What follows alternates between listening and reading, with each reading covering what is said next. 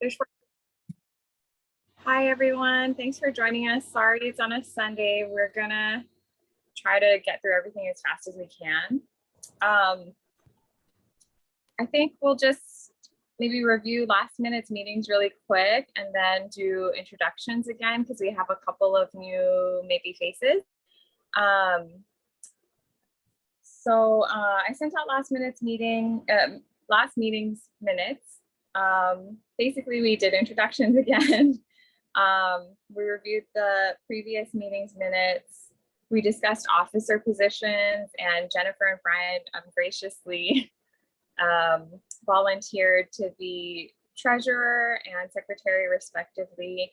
And the position for president-elect was still open and undecided. We discussed, I think at length, this was the bulk of the meeting, I think, was discussing steps to becoming a nonprofit. We talked about the source HANO and about trying steps to becoming a 501c3. And then we talked about committees and volunteers, programs. Mike Lambert, Vanessa Wong, Zoe Gravitz, Ken, and Kayla, I think had volunteered. And then for fundraising PR, Brian, Mike Yim, and Kayla again. And then finance, I think Jennifer by default kind of as a treasurer, and then Ian.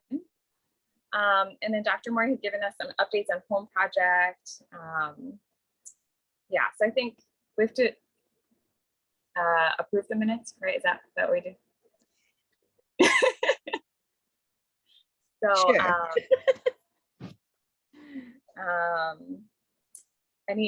Someone has to make a motion to approve it. Second. Okay. Okay, great. So let's approve the minutes. And then Fernando, you did it. Okay. Hello, so how's it going, since we have Fernando because he can't stay the whole time, maybe let's now's a good time to segue into doing some brief introductions. So we'll try to keep this part pretty short. A lot of you guys know each other already, but maybe brief introductions, so just maybe your name and I don't know what you do and how you know Home Project. So I'm Aaliyah, I'm a community pediatrician. I've been doing Home Project since I was a pre-medical student. And yeah, that's it. I think maybe Dr. Mori, you can go next. I'll just go based on how you guys are arranged on my screen. I'm Jella Mori, and I am the director of Home Project. Okay, Dr. Lee. Hi, I'm Damon Lee. I've been doing Home Project since Jill twisted my arm many years ago to help her with it. Oh, that's everyone's story. That is true for here. But I'm one of the faculty preceptors as a member of the Family Medicine Department. Okay, Brian. Hi, Brian Dote. My arm too. Mobile and web app development. So help Jill with some of the distribution or signups and that kind of stuff online as it relates to the web. Jody. Jody's one of our new faces today. Hi, I'm Jody Togihara. I am Malia's med school classmate and got involved in Home Project when I was at JABSOM. Oh, I also Fernando. Sorry, Fernando. And I am now practicing hematology oncology. Teresa? Hello, I am family medicine doctor and Home Project medical director. Thank you. Austin? Hello, I'm Austin. I'm a Home Project volunteer. Jennifer?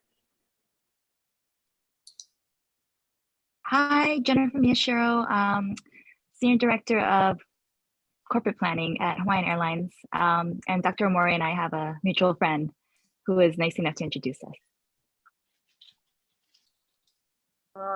Jenna? Hi, I'm Jenna. I'm the Home Project Program Coordinator. Started about a couple of years ago.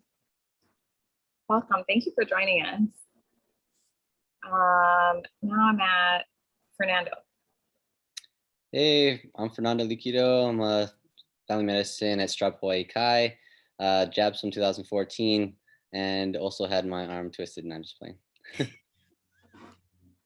I don't know, this class of 2014 is looking pretty good right now. Oh, sorry, Shani.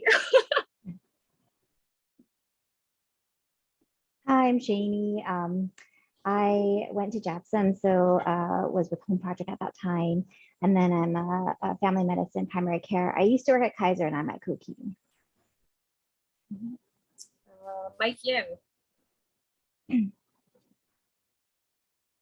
Hey, I'm Mike Yim. I'm an ophthalmologist and started working at Home Project when I was in medical school. Awesome. Zoe. Hi, I'm Zoe. I'm a family doctor. I'm one of the preceptors, mostly at Chinatown JOC site. It's good to be here. Dr. Wong. I think she said she's driving, but there we are. Hi. Hi, Vanessa. Just getting into my car, leaving Jackson. So I'm only faculty family medicine and have been precepting with Home on and off since pretty close to the beginning. Great. And then Ian? Hi, Ian Santi. I'm actually never went to JABSOM, and I'm the Deputy Director of the City and County's Emergency Services program for the city, which oversees all of our ambulances, our lifeguards, city's health services, and now our core project that works with everybody in the Chinatown community. And I've known Dr. Omori before she's been a doctor, so I probably got encouraged to participate somehow. Let's be clear that Ian has twisted my arm. and that is true. So I think it was we're equally masked because Dr. Omori actually, if you don't know, works for me at the city. So yes. Okay, great. Thank you, everybody. Did I miss anyone? I think you missed Ken. Ken, sorry. Hi, I'm Ken, a current fourth year at JABSOM. I've been with Home Project since before med school as well and have stuck it through. Okay, great. Okay, good. That was pretty quick. So I think a big part of today's meeting, there's kind of three big parts to today's meeting. The first thing is last time we talked a lot about what we need to do to become a nonprofit, to seek nonprofit status for our Friends of Home Project board. And so I sent you 3 things that if you guys maybe had time to review, we can discuss today to talk about potentially, what's the word, approving it to kind of move forward so that we can start filing the paperwork for this. So I said articles of incorporation first. Oh, and Ian, maybe you're the right person to ask about this. Maybe I should have asked you this before, but the articles of incorporation, do you know, your wife had left like the name and address of the incorporator. Who is that supposed to be? Whoever is going to be the responsible party. So, I mean, it could be a PO box with, oh no, it has to be a physical address. So it has to be a physical address. So I don't know if that's going to be directly under Dr. Omori or somebody else as a physical. But can I be the incorporator if I'm not technically a board member? Yes. I'm guessing that has to be me. Oh, it can be her? Yep. Oh. Are you sure? Well, because we'll double check, but my legal advisor told me yes. We were going to use the med school as the address, and I can be the incorporator. I'm not sure if you can do that. Oh, use the med school as the address? Yeah, because if you're going to try and be an independent 501, that one I can tell you, because you already have a relationship with the UH Foundation, right? So this is to complete a complete separate thing for the 501c, you're going to run conflict, and you might have some major conflict with the foundation when you have all those different accounts. And the ads and Jobsum, yeah, I think Jobsum, and you can't use your work of business if you're not the owner for it to make it a place. Does that make sense? Yeah. So what about someone's like home address? Is that weird? That's Oh no, you can use if you be the home address, then that's fine. I mean, the only challenge with it, Malia, is if you do it and you're the only one, and say something happens to you or you leave, then it kind of screws everybody else up. So I think it might be you and Jill maybe in the future. As long as the art. So, Oh, sorry. Two of us. Just need to somebody. Well, I just checked to my wife. It can be anybody, but we just got to make sure everything's updated. That's it. It's a DCC. As long as we communicate annually with the DCC and keep everything updated, we'll be fine. So it just needs to it has to be somebody physically, can be their home address or whatever. It can't be the university, and it can be anybody. Okay. So I think if you guys looked at the articles of the corporation, what we're thinking is, I guess we'll figure out whose home address to use. And and you said it cannot be a PO box, right? It needs to be a physical address. I think you said. Hey Vanessa, do you happen to know? So for Friends of Amy, you don't happen to know like where they work?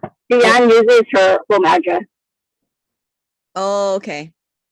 Yeah, it's registered under her home address, and then she has to fill out the thing that Ian was talking about, that DCCA, whatever. Yeah. We just update it every year with everybody's address. Actually, I guess they need all the board information too. But yeah, for Friends, it's under Deanne's home address. Okay. Oh, okay. That's helpful.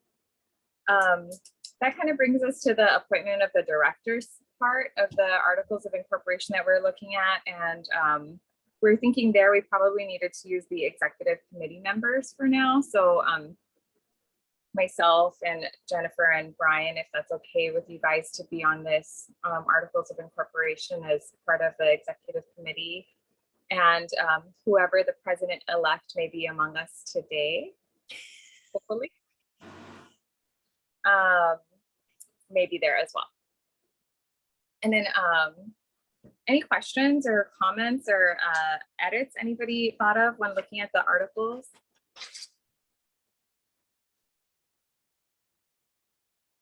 Okay, then does this look good for you guys?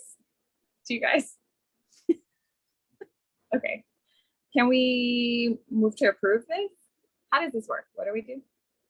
Yeah, can we move to approve this? Anybody like to pass a, what is it? Suggest a motion. Would anybody like to make a motion? Sure. I move to approve the articles of incorporation. Thank you. Okay. Oh, what do we need? Vote? You need a second, and then you need people to vote. I'm gonna remember this for next time, I promise. You need a parliamentarian too then. What did you say? You need somebody that actually knows what Robert's Rules of Orders is. I know, yeah. Dr. Mori, I don't know.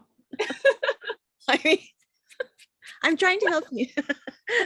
but me and Teresa can't vote, so that's why I didn't make the motion. Okay. Apparently I I'll can't. second.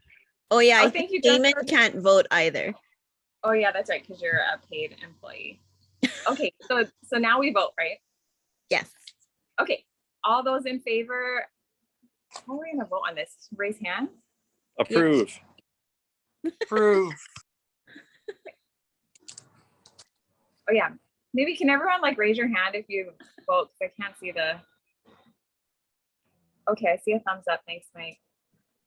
Hi, it's Vanessa. I can't find my hand raised, but yes. Okay, no worries.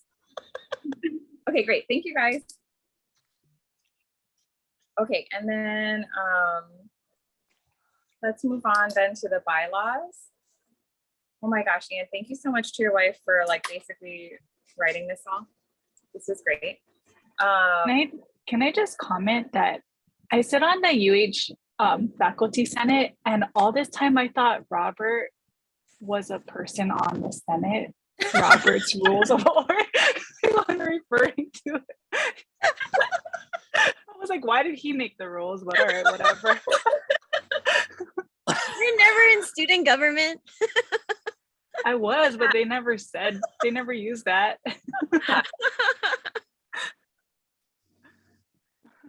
The only thing I think I changed on this bylaws was that we had to change our number of board of directors because I think we currently are at 17. So I changed our upper limit to 18. And that's fine. She said anything that's there's a couple things we left blank. She left blank that we need to discuss at the meeting. And if we're gonna make a changes, that's fine. I mean, this is pretty much, we have to make sure we do the DCCA paperwork, she said, and then this is IRS read, or how this is, it's ready to go to the IRS after we get everything up, everybody agreed upon. So pretty much it's just minor changes that we have to make in there and then we're all good. Awesome. So Ian, just to be clear, we have to register with the DCCA first then, right? Sorry, yes. I was trying to Okay. We have to register with the DCCA and get the EIN number and all that stuff. And then we take all that and then we register with the IRS. Yes. Okay, because like we have one now just for Home Project, but we have to do it under Friends of Home Project, right? Yes. Okay. It would be much cleaner. Okay, than so you we can't just like file for a change of name or something like that. No, it would probably be cleaner. Again, if you're trying to keep this completely clean and not have to have anybody from foundation or anybody else say anything, it's better to do it step by step from the beginning. Okay. I mean, you have everything with you. It's not like it should take, you can go to Hawaii Compliance Express and it's pretty fast. Okay. The other thing I changed was in the regular and special meetings section, I changed the regular meetings of the board of directors to be held at least 4 times a year. That way, if we don't meet 6, we'll be okay. No, we can definitely have more than 4. This is just kind of a minimum to have. And the last thing I changed, I think, because we're not going to have a vice president, in the very end, Article 5, Section 4, for programs and services, I changed the vice president is the chair of the Programs and Services Committee. I changed that to the president-elect. Any questions, concerns, changes, critiques for the bylaws? Okay. The only thing sorry. No, go ahead. The only thing I would say is there, in terms of the notice, you gave yourself quite the challenge. You have to give us 5 days of notice by mail, or 3 days of notice by email or fax. Just so what section? What section are you? Oh, let me peek at that real quick. Hold on. Okay. It is Article 4. Article 4. Section 7.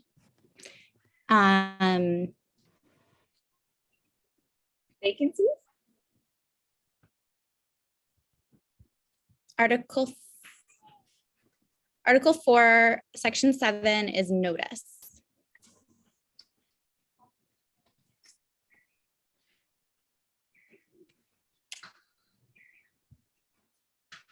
It's very specific about how you have to let people know about meetings. And I don't know if we want to be a little more flexible with ourselves and gives ourselves like a little more leeway.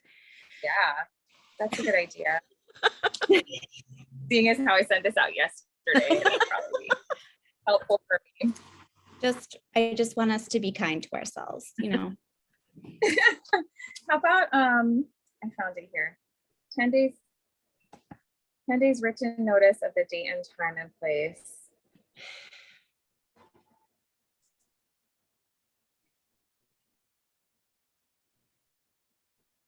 Okay, Shall we, I think I have here regular and special meetings, at least 10 days written notice of the date, time, and place. Is that what where you're at? Okay.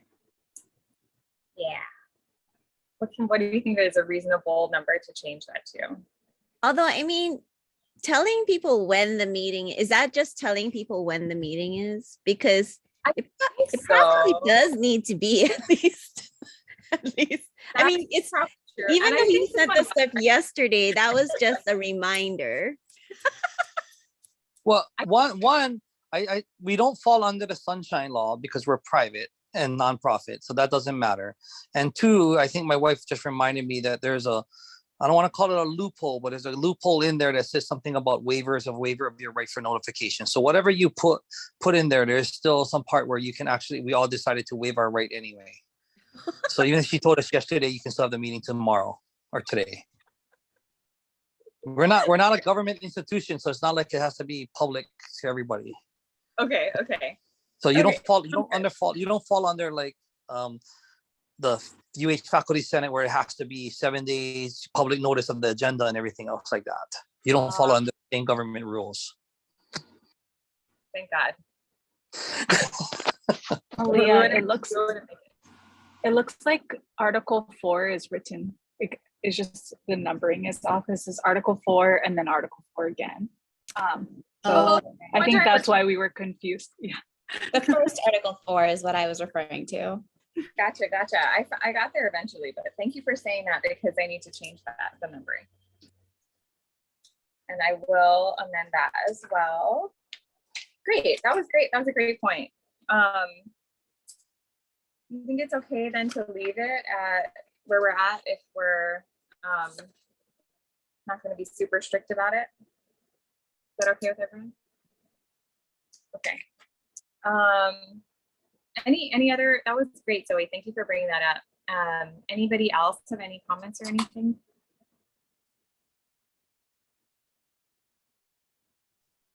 Okay, then would anybody like to make a motion to approve the bylaws?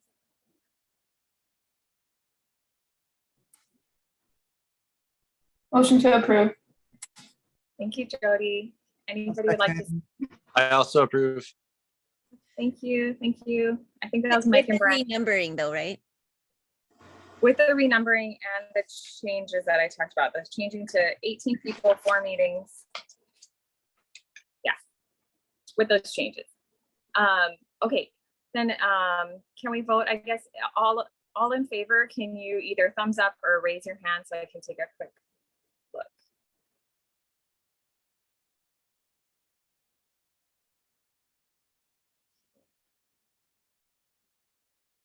Okay, any opposed? Okay, great. So we approved the bylaws, and the last thing we have here is the conflict of interest policy. So honestly, Ian, I think your wife wrote this whole thing and I had nothing to say about it. Does anybody else have any comments, questions, changes they'd like to be made? No, but with that conflict of interest policy, I'll probably be off the board very shortly, just to let you know. But your wife could be on the board. She won't. She doesn't have time for it. But me and Dr. Omori already had this discussion. But I'll probably have to be stepping off as soon as if something happens in the near future. Okay, maybe we can like still consult you on this side. there are other things we can have you do. He can be ex officio though. I think that still counts as a conflict of interest. Is it really? Yeah, I can't have. Yeah, if that other project goes through, I can't have anything to do with it. All right. What is that? No What does that donations. mean? No donations either. No. No, that's not true. I think that's still okay. Yes. Wait, so technically, so is Mike Lambert not supposed to be on the board then?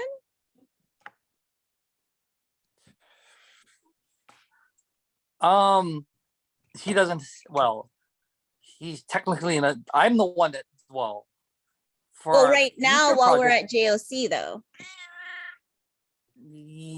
Yeah, on a technicality, then yeah, because he's the one. Well, no, because he's not in charge of you guys, right? It's Not technically any, well, not anymore. Yeah, but and he he's is. not. Is he the signatory authority for HPD?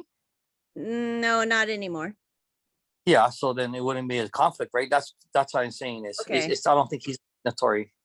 Okay. In our other situation, I might be the signatory, right? Yeah. The direct contract. Okay.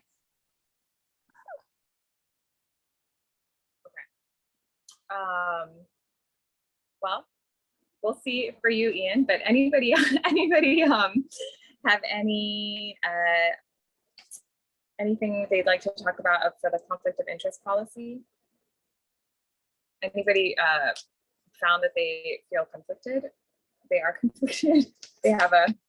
Anybody have anything to disclose? Okay, well then would anybody like to move to approve?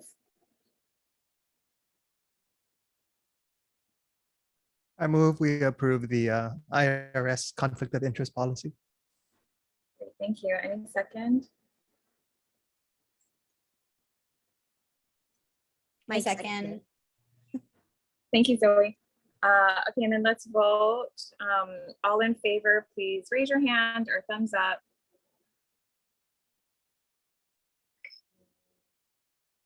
Okay, all opposed? Okay, great. Okay, that was pretty quick. Thank you, guys. I think we'll start working on the next steps and registering with DCCA and getting our EIN, getting things moving towards becoming a nonprofit. And I'll try to keep you guys updated. So the next thing on our agenda is Dr. Omori is going to give us a programs update. So just a quick update about what's happening. We are going to be starting a new site. So we stopped our Waimanalo site, which was on the third Saturday of the month, because there was very little need for us there. So we had moved actually from Waimanalo Beach Park to one of the shelters, and even there, most of the people now are hooked into Waimanalo Health Center, which is really good. So we didn't feel that we needed to go there anymore. But we will be adding on the Key Project in Kahalu on the third Saturday of the month in place of Waimanalo. So Key Project had reached out to us to see if we would be interested in having a clinic out there. And we just recently did a health fair for them out there just a couple weeks ago. Actually, I think it was last week. And they are very easy to work with. And so we're going to see how it goes with adding them on. And they had thought that they might need more than once a month, but I told them that we would just start with once a month and then go from there. One of the other things that we're thinking about changing, but we'll have to wait and see, I guess, a little bit, is Post right now is really, that's the Ke'ehi Lagoon site, is fairly slow. It tends to, the resident population there tends to correlate with COVID. And so I think with the decreasing numbers, the number of people at the site is going down. And so we may need to decrease our clinics to once a week at Post.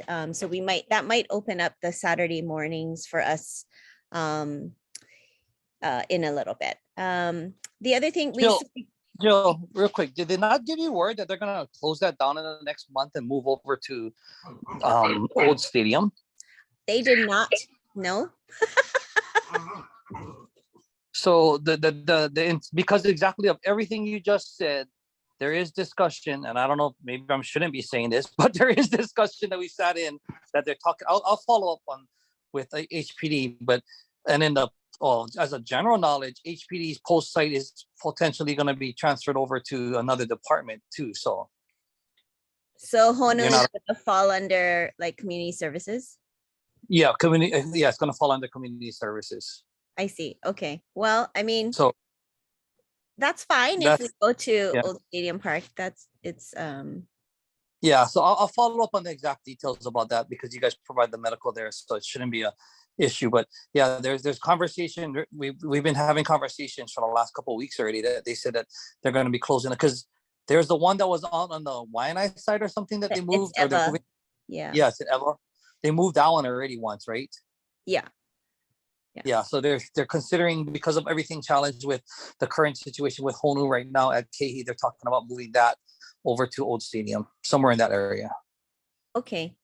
Well, we can yeah, we can definitely well, if you can find out for sure for us, that would be great. Yeah, no, that's important. So that's why I think you need a city representative on this to support you guys, but then it just depends on how the conflict of interest will matter. True. Well, maybe we can find someone. Yeah. Yeah. So the other thing is we just had a the blessing of our Sprinter van. So in case I don't think I mentioned it at the last board meeting, but our first Sprinter van was donated by an anonymous donor through Hawaii Community Foundation, and they donated in honor of an individual. And so they donated the van in memory of Dr. Erida Reichardt. And for those of you who know Howie Clemmer, he's a ER physician, but that's his mother. And so we had a blessing of the van, and the Clemmer family was there, and the donor who would like to remain anonymous was also there. And it was a really nice ceremony, and it was actually really nice for me to learn more about. So our van has it's called the Erida. It says it on the door, the Erida. And so until the blessing, I really didn't know much about her, and it was really nice to get to know her about her, because she sounds like she was the kind of physician that definitely embodies the values of Home Project. And so she was the first woman chief resident at Queens, and she became the director of the Hanson's program, and she fought very hard for the rights of the people in Kalaupapa, and was responsible for a lot of the changes that they made in Kalaupapa to make things better for the people there. So it was really nice to learn more about her. So that happened. There may be some other changes coming, but I decided not to talk about it yet since it's not for sure. But I think Ian's been alluding to it a little bit, but so possibly some things that we can be working with the city on, but I will leave that to the next board meeting. So that is my update. Anything else, Teresa, you think we, any other things? Alrighty, that's it. Okay, great, thank you. Okay. Oh, sorry. Maybe just Hunter. Oh yeah, sorry. So we did get a new logistics coordinator. So it used to be Ivan Yang, and Ivan decided to he's actually not going to go to medical school anymore, and started a new job, sort of job venture anyway. So he's no longer able to serve as our logistics coordinator. So we hired a new logistics coordinator, and we felt that we really needed somebody full-time because we really needed more help with driving and covering clinics when people weren't able to, and just to help with coordinating things and our vehicles. And so we did hire him full-time, and we're hoping to switch. I mean, right now he's just a casual hire, so he doesn't get benefits, but we're hoping to remedy that situation soon. But he started at the beginning of February, and he's been working out really, really nicely. So his name is Hunter Lau, and so he's one of our newest employees. Great. Okay, so I think this is one of the last couple of things we have to go over, but kind of a big one. Home Project usually has an annual fundraiser that I think maybe Dr. Murray can tell us, but it provides a lot of the donations and the monies for the year for Home Project. And so the thought was that the board could try to help alleviate some of the responsibilities that Dr. Moore usually does by herself. And Teresa, I know as well in the last few years too. So the thought was that we all could kind of pitch in to help coordinate, to help be on committees and make some decisions about what kind of fundraiser we want. So we have a few things I think to talk about today. Maybe have some discussion about what kind of fundraiser we think we could have, when we could maybe potentially aim to have it, what we'd like it to include, and if anybody is up to the task of maybe co-chairing the fundraiser to help kind of coordinate. And I think part of that job would hopefully, you know, everybody kind of takes on their own little piece of the fundraiser that they're willing to do and kind of head up. And as the co-chair, you're kind of just managing the people, I hope. But maybe Dr. Moore, do you want to talk a little bit more about what the fundraiser has been in the past?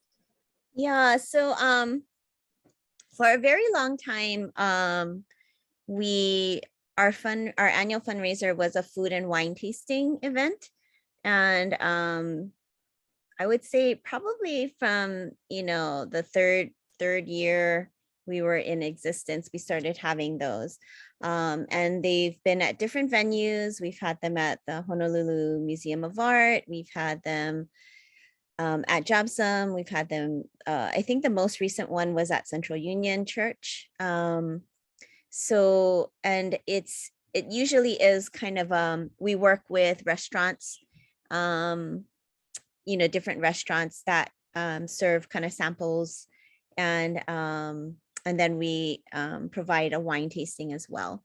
And then that has been coupled with a silent auction. So up until the pandemic, that's what we were doing on a yearly basis. The pandemic kind of derailed us a little bit. So the first year we didn't have a fundraiser. So last year we had a virtual event. So it was kind of like a virtual live show, and we had kind of dinner. We had a dinner service. So we partnered with Persina, who provided the dinners, and people could order and pick up to basically like eat their dinner while they watch the show. And then we had an online auction that lasted the whole week. So it actually was pretty successful. We actually ended up making more money than we had in any of our other fundraisers.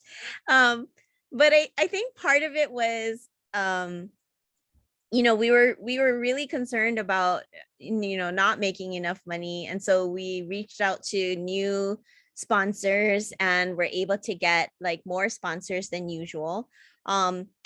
And there was very little overhead, right? Since we didn't have to actually, you know, put on an event. And because they, Persina messed up the dinners a little bit. They, you know, they were supposed to provide a salad and they didn't. And then there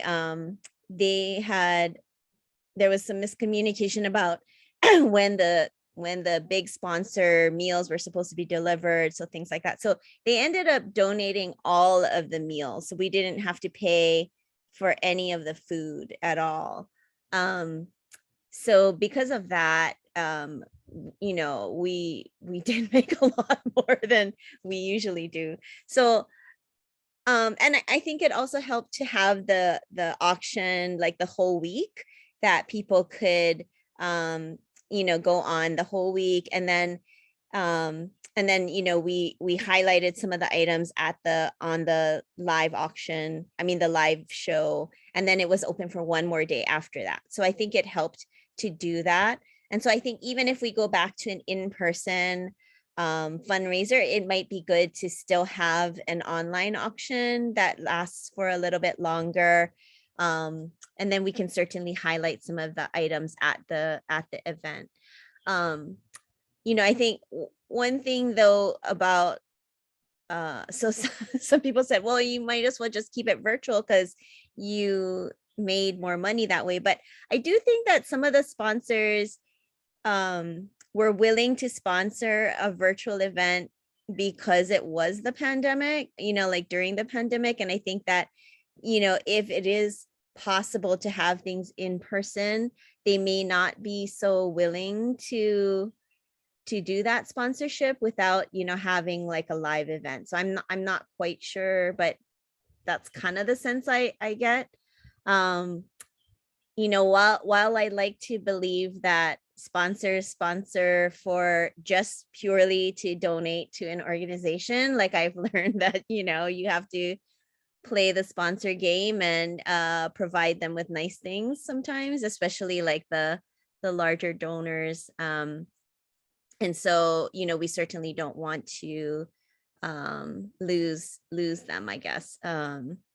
So I think that's one of the things we wanted to discuss as a board, like what do we think we should do? And, you know, even if we go back to an in-person event, I'm not wedded to having a food and wine tasting if people feel that that's not the way to go. You know, like I'm certainly open to other ideas for fundraisers. That's just what we were doing in the past. So, yeah. And we, just to add, we were trying to brainstorm other things we could do. And we had considered like an Easter brunch kind of activity with an adult Easter egg hunt for prizes and things. Like there was one other activity we considered before the pandemic took away all the options. Remember? Yeah, I don't remember what it was, but anyway, yeah, so just other potential. But I also wondered, besides the sponsors changing their mind about how to work with us, I also wonder about like just individuals being tired of virtual events and wanting to do things in person again and have fun, you know. So yeah. But then again, I think so there are pros and cons either way. I mean, it is nice to have an option to do things from home too.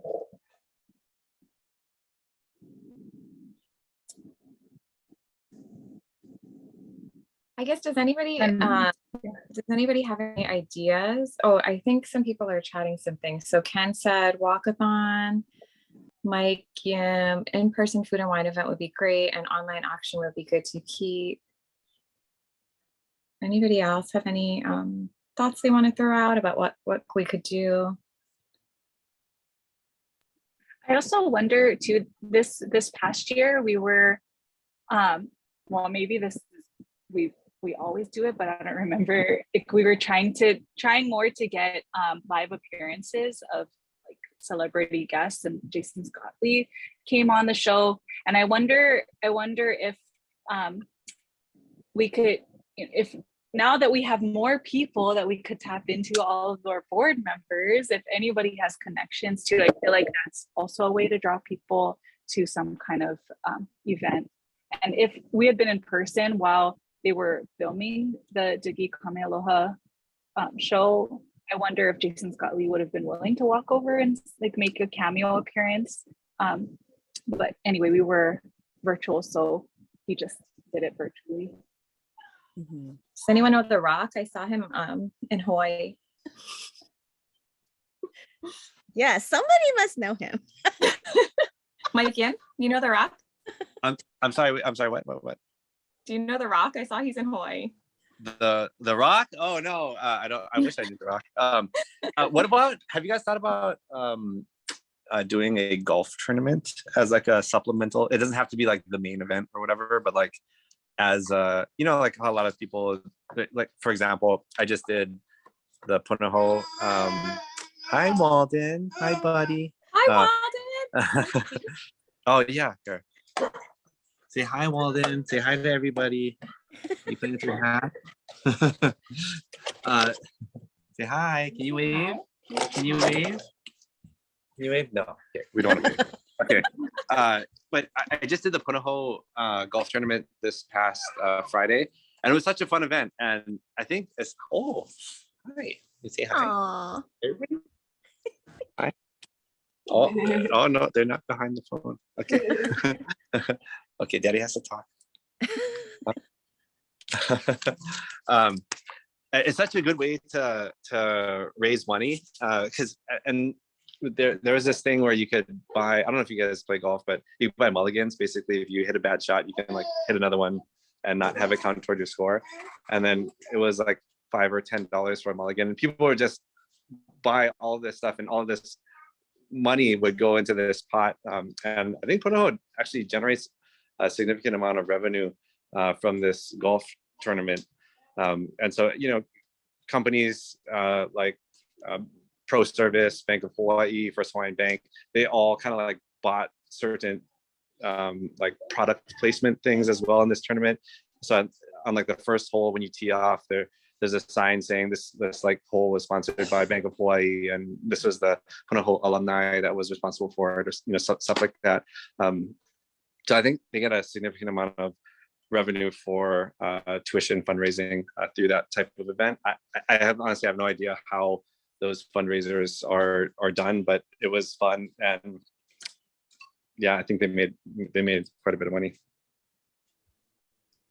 Fernando said agree to that. And does anybody have a YLI membership? Hey, isn't Christina Marzo on the planning committee? Oh, dude, yes. Christina was on one of the holes. Yes. Yeah. Can we get her on our board? So she would know. She ask would know her. how to put it together. Yeah. I can That's ask her if she wants to weigh in on that. Or she Okay. can Oh yeah, that'd be give us awesome. her and her sponsors.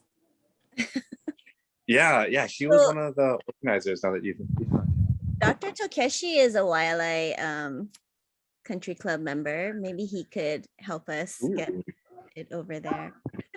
The elder Dr. Kokeshi? Yes. I don't know about the younger Dr. Takeshi. Maybe him too. I was like, But oh yeah, I Brad should do that for you. I do know the senior Dr. Takeshi. it doesn't necessarily need to be at like a country, because that may be super expensive to run. We played it at Prince, and then one of the people that I was playing with on my team, he within the past 6 months he had done 2 other fundraisers all at the same course at Prince, and so it was like a kind of a well-oiled machine, and I think Punahou does it there every single year. So I think they're very kind of used to putting on fundraisers, and because so many organizations use that place, they must give it a pretty good deal, I would think. I don't know, just throwing Prince out there, and it's a pretty nice course. It was super fun. You don't happen to know. Oh, go ahead, Shani. Oh, I work with Christina, so I can ask her. Oh, what? Yeah. I didn't even realize you moved over there, Shani. Yeah, just this month. Oh, Christina's her partner super now. excited. Yeah, me too. Yeah, so I can talk to her about it and get information and stuff. We'll be asking you to pre-search. Oh, yeah. I think I can now. I was just curious, is there, like with the golf fundraiser, are there ways to get people involved who don't play golf? So good question. Tough to say. So the format that we played was a format called Scramble, and it encourages people who aren't as good at golf, or who just like golf once or twice a year or something, to just come out and play.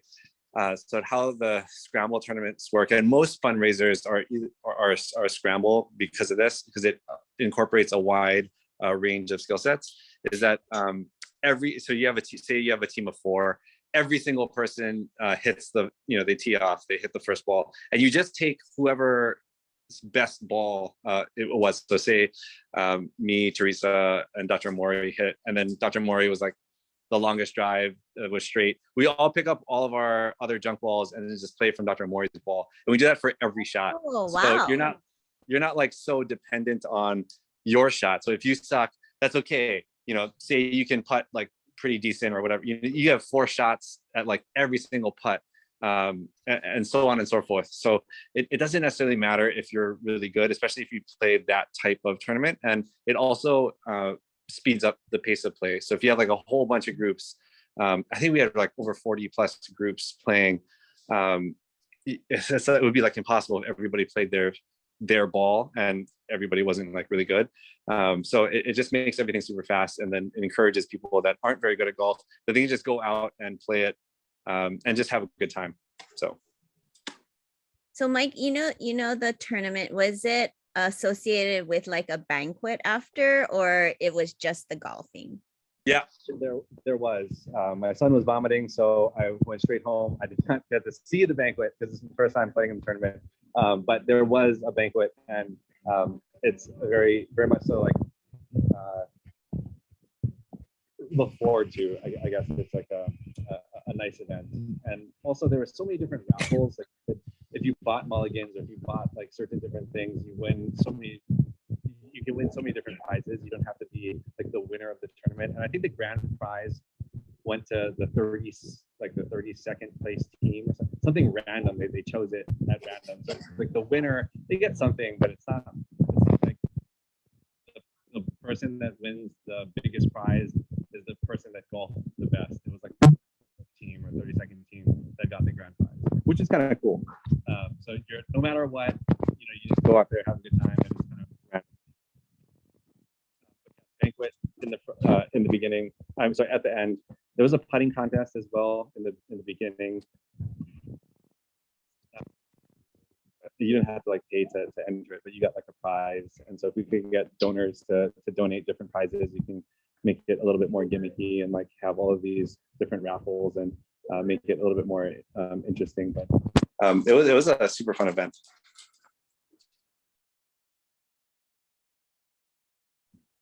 That might be kind of a nice change and incorporates kind of both like a dinner and golfing. But maybe we'd have to find out how long that took to plan. Do you still want to have, you want to have something in 2022, Dr. Mori? I think just funding wise, I think it would be good to have something in 2022. Yeah, if possible. So, possible.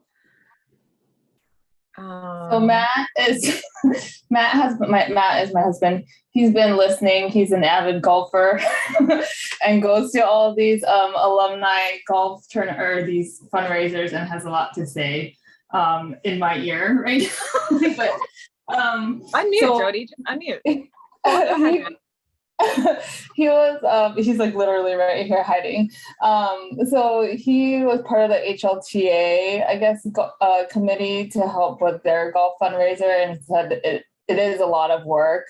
I think he seconds the fact that wildlife's probably not going to be an option. And usually the fundraisers are at places like Pearl or Prince, like Mike said.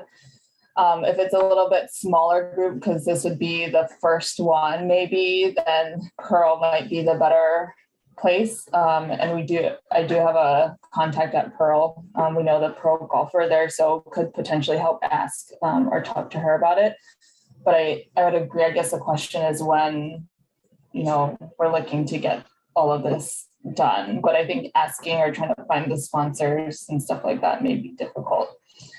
He also brought up sort of separate or could be included. Have you guys heard of that local comedian Timua? He's like on Instagram and like does all these TikTok or like YouTube videos. He's hilarious. You might have seen him and you don't know that you watched it. But he's local. He's starting to get really big. And actually has shows now that he's sort of selling out. But he might, because he is sort of just starting out, maybe some kind of entertainment that we could. I have no connections to him except for the fact that he went to Punahou. but yeah, he might be something to consider. So, in Matt's opinion, would it be too difficult to plan a golf tournament fundraiser for this year? You're on.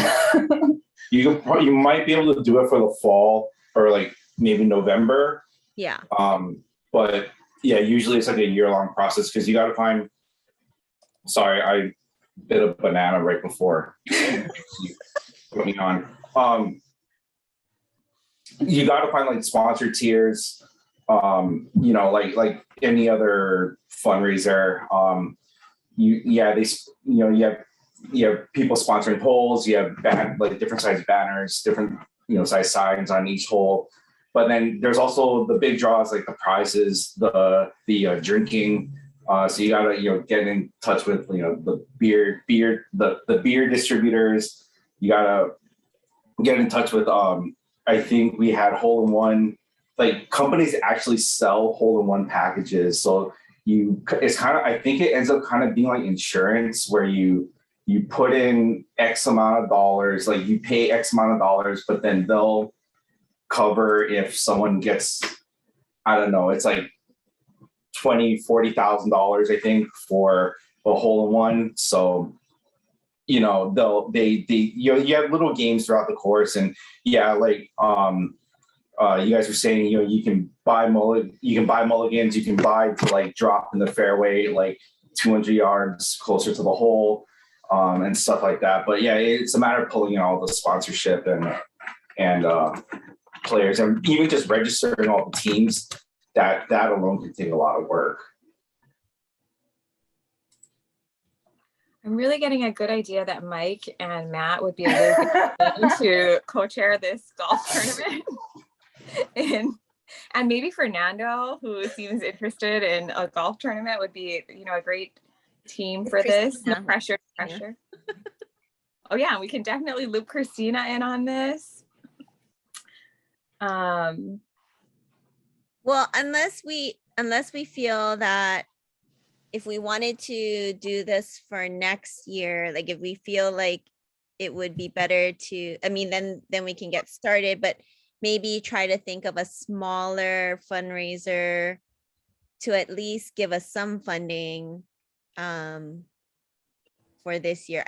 One thing that's helping, I think that even though we haven't had a fundraiser since last spring, so we did get sorry, I should have brought this up in my program update, but so we did get some money from the city and county through HPD for our services at JOC towards the end of the year. So that has helped us significantly. Although, we did have, because of that, we actually have ongoing expenses. So we decided to pay for psychiatry services. So we do pay a psychiatrist to see our patients once a week at JOC. We're hoping that his time will be picked up by AHEC. And that hasn't been worked out yet, right, Teresa? No, and I also have been a little bit because of what could happen with the city contract and moving and stuff, then I have been a little bit unsure of how to proceed with AHEC because I didn't want to bring people on and then we can't. But even if we move to the other location, they can still do it though with AHEC, right? Because it would just be a different. I don't know that. Okay, I don't know if we need to go into all of this for everybody, but it's just a little complicated because I have 3 people that I've been talking to, 2 psychiatrists and 1 nurse practitioner, and I haven't been sure how to talk to Kelly about moving forward with that. Because right now what we pay the psychiatrists is probably one of our biggest price points or our cost centers. Yeah, so I'm totally okay with moving the golf tournament to, if that's something that we want to pursue. I'm totally okay with moving it to next year, if maybe we can think of at least a smaller fundraiser that we can do instead this year. Dr. Omori, what is your target range for the fundraiser? But like, what is your ultimate, what is your goal of the minimum that you would like to see raised this year? For the smaller one? Yeah. Well, what's your definition of, I guess for the group then, what's the definition of a smaller fundraiser and your vision of a big fundraiser? So for our food and wine tasting, we generally make around 60,000. And last year we actually made close to 70,000 for the virtual fundraiser. So if we could make at least maybe 30,000 for the smaller fundraiser, I think that would definitely tie us over. Unless we get a nice city contract. Working on. I don't know. And I mean, the golf tournaments that I've been involved in, I don't know if they make 60, 70,000 because a lot of it. I don't think that's normal. I think that's not a normal. You're flipping it around. I think the golf tournament probably making more like So that's 10,000. the smaller one. The golf tournament is your smaller one. Yeah. Okay. I mean, unless anybody knows otherwise, your golf tournament is not going to make you a 60, unless you get guys, unless we are playing at Wildlife, then and you have a huge silent auction. Well, so this is the question I was going to ask Mike and maybe Matt, because if Matt's still there. So when you have a golf tournament, where do you make the money? Like, is it the sponsors? Like, so the fees that the people pay is just paying like their green fees mostly, and then covering maybe like the cost of their food. So is the money that you make in the fundraiser basically the sponsors? Yeah, I would think the majority of the money would be from the sponsors, because so for the Punahou Golf Tournament, I think to just play at Prince in general, the green fees are like $80 or something, 70, $80 or something. I could be wrong, but probably around that range. And to like sign up for the tournament for your team, I think it's like 170 to 180 per person. So I think you're making you're just about like $100 a person on the people that are playing.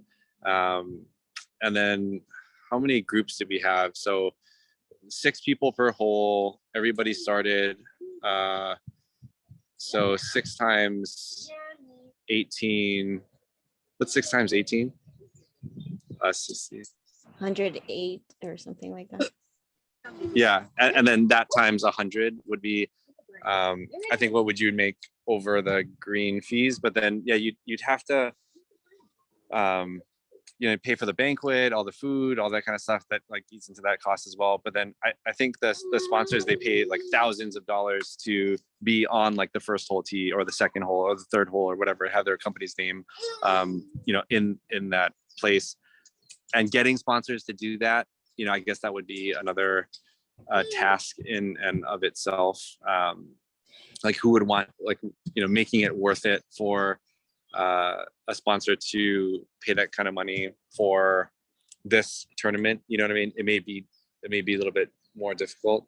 So, that's how we make our money at the food and wine tasting as well. Like it's mainly all through sponsorships, right? And so like if we tapped into the sponsors that we usually get to go to our food and wine tasting and have them sponsor different things for the golf tournament, then wouldn't we make around the same amount of money? I mean, I'm not sure. I just texted my cousin who helps organize Midpac's golf tournament. She said pre-COVID, they brought in maybe about $50K with their golf tournament. So maybe you could. Close to it. Yeah, I think a lot of it will depend on your sponsorships, but also I think there are a lot of prizes. And so if you don't have Oh. that at your food and wine, right, Yeah. then that eats into it. Mm. Mm. So would it be the same group of people organizing both, or so would we be opposed to doing both fundraisers? Or would it be the same I don't think sponsors? it would be the same people, but that's something to consider, that if we're tapping into the same sponsors, then Mhm. we might want to, Yeah. like if it's close together, like I think if we only do the golf tournament next year, then that's different than if we're gonna do two things every year, right? Like I think if we If we you're have tapping more the same time, sponsors twice, will they want to donate twice? You know what I mean? The same amount. So it's Yeah, like, say you probably do an not. event. Yeah. Because like if you do an event like 6 months or like 3 or 5 months from now, and then you plan another event 1 year from now, which would be like the golf tournament or something, would they want? Yeah, you know. I think they're willing to do it once a Yeah. year. I think they're Yeah. willing to sponsor once a year. So maybe what we should do is plan something small, not smaller, but maybe save the golf tournament for 2023. Yeah. And we yeah. can like bank it together, and then maybe just this year more of a traditional food something money making thing. Yeah, I think that's Yeah. probably the most financially feasible for home projects.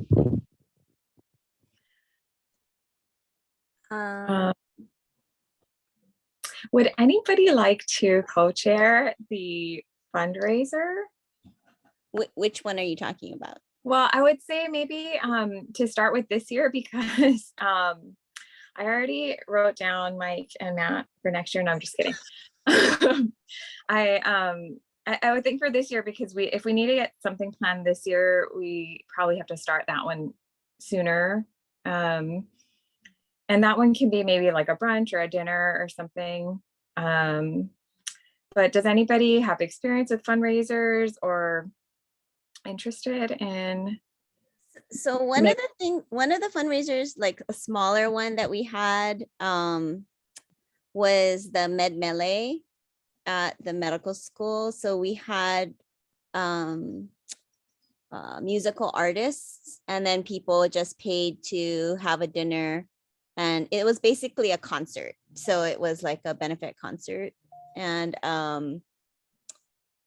that wasn't as much work. And like because we only had one food vendor, right? And people could choose to purchase the dinner or not. And then I think we also had like some side like food stuff as well. It seems so long ago that we had it. But that, I mean, so maybe something like that, because it wasn't as difficult to put together.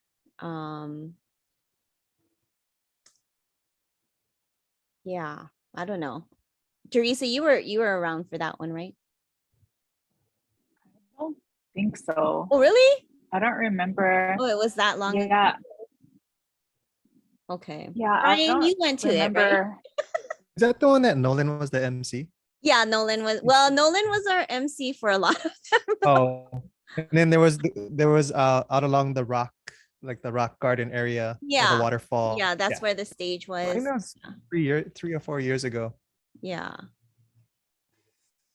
And we could, maybe we could have a silent auction associated with it or something.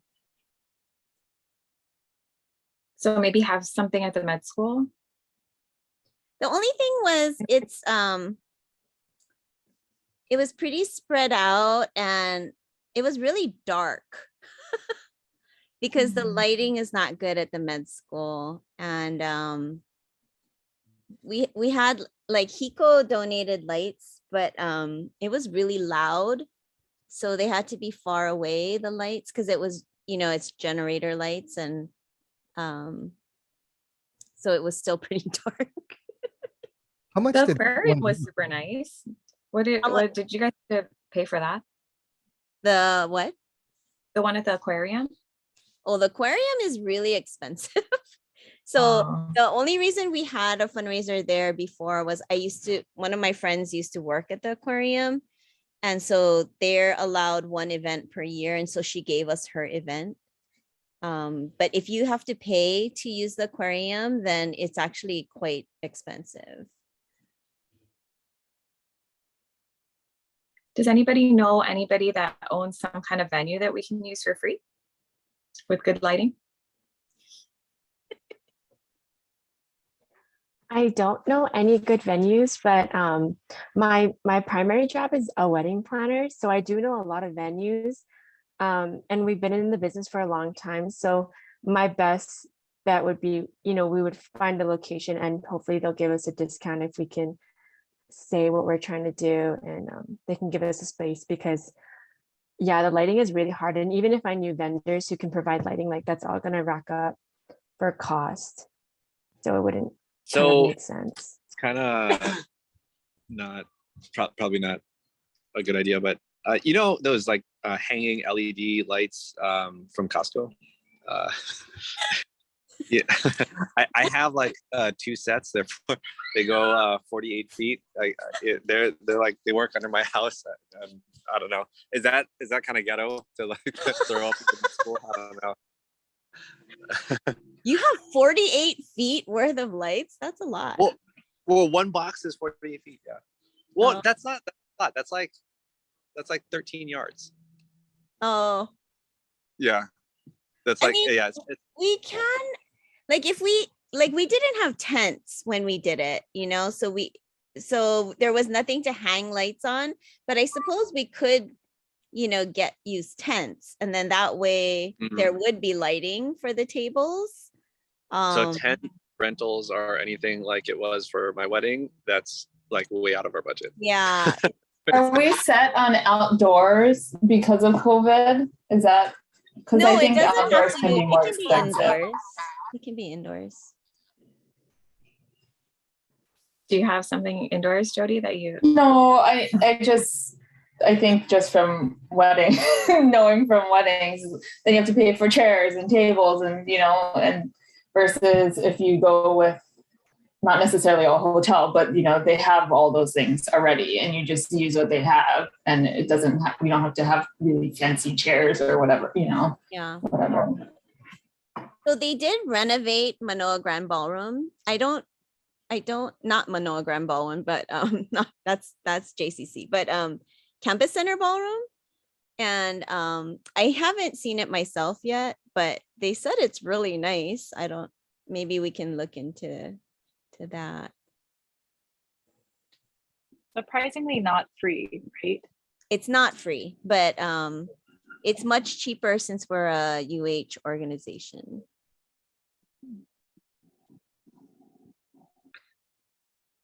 I think there's a lot of good ideas, but we're sorry, past the hour, and I don't want to keep you guys too long.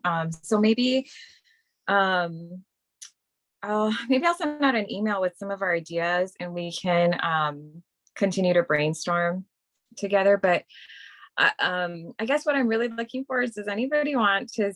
I think Jenna, Dr. Mori talked to you about maybe helping somebody from the board that would maybe join you in helping to plan. Did she talk to you about? A little bit. I am very interested, considering my job is kind of like event planning, but yeah, I don't know how much I can take on, and especially if, like, the timeline, like how soon do we want to do this, as well as like a budget of how much we're willing to spend to have a fundraiser. Yeah, so I guess maybe if anybody wants to volunteer to kind of help put this together, maybe we can make like a little committee that can help to plan this. Maybe instead of like having just like 1 or 2 people co-chairing, because it sounds like everybody's got a lot going on. If we can just meet in a smaller group to start talking more about the fundraiser. I forget who's on the fundraising committee. Mike? I think Kayla, who I think is not here. Was there anybody else? I think Somebody I was on raise that their hand. committee too. Oh, and Brian. Okay, great. Is that still okay? Are you guys still willing to maybe serve on a fundraising committee and meet? Sounds good. Yeah, I will definitely do the best I can to help. I'm not gonna lie, this little guy's taking up a lot of my a lot of my time. But yes, I will help in every way I can. Does anybody else want to join? Malia, I don't mind helping as long as my conflict doesn't happen, but I can definitely help until such a time. This is Ian. Okay, awesome. Thank you, Ian. I can help too. Oh, thank you, Shani. Yeah.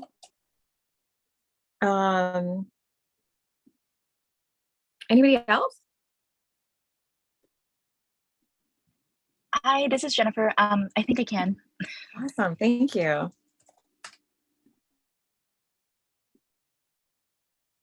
I will also help. Thank you. Thanks, Austin.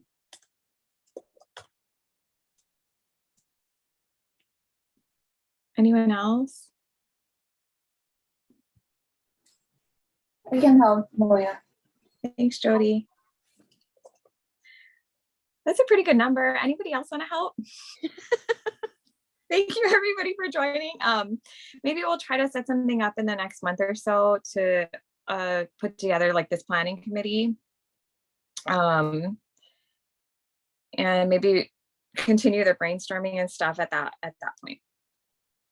And then the last thing was to see if anybody wants to be president-elect.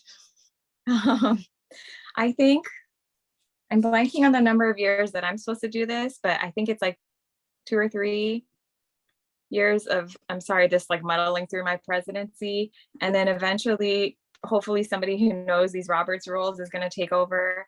And so does anybody want to volunteer to be the president-elect, which I think makes you in charge of the programs committee, which so far hasn't really done anything. So I think your job is minimal.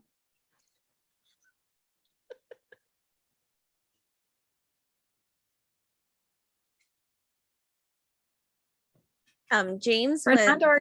Oh, Fernando. Does Fernando want to do it? Don't kill me. Don't kill me. Oh. I think James was considering it. He said he was going to be here today, though, to let us know for sure, but I don't see him on. I work with him tonight in the ED, so I can definitely ask him. Oh, perfect. Okay. Okay, perfect. And unless anyone else wants to do it. Okay. Okay. Well, Ken, that's your task for today. Then please, and sell the job better than I do. Make it sound really awesome. Don't jeopardize your grade, Kim. Yeah, don't compromise yourself. Don't compromise. Yeah, it's not that important. Okay, so I guess anybody else have any new business they'd like to bring up before we adjourn? Okay, then thank you guys everyone for coming. I'll be sending out an email to the fundraising committee so we can get the ball rolling on that. Okay, thank you guys. Happy Sunday. Thank you. Thank you. Bye, everybody. Bye.